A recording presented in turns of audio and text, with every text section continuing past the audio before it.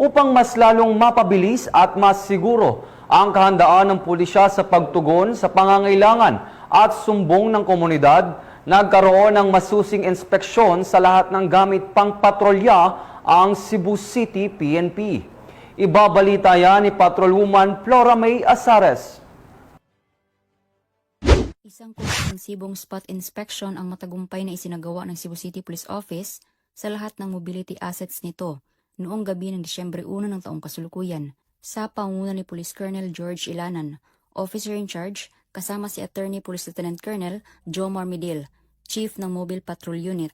Sa nasabing aktibidad, masinsinan nilang sinuri ang lahat ng issued mobility assets ng tanggapan, mga organic at loaned vehicles, upang matiyak na ang bawat patrol car at iba pang mark units ay nasa maayos na kondisyon, malinis at ganap na napapakinabangan para sa pang-araw-araw na operasyon.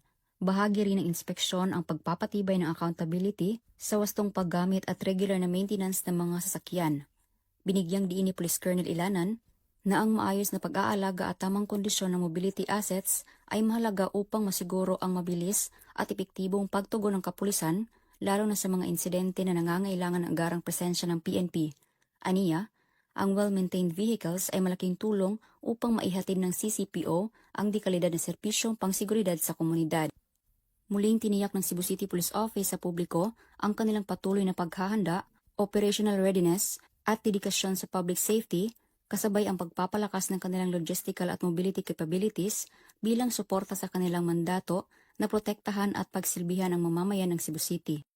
Mula dito sa Cebu City, ako ay inyong Police News Network Correspondent, Patrolwoman Flora May Azares, alagad ng batas, tagataguyod ng Balitang Pulis.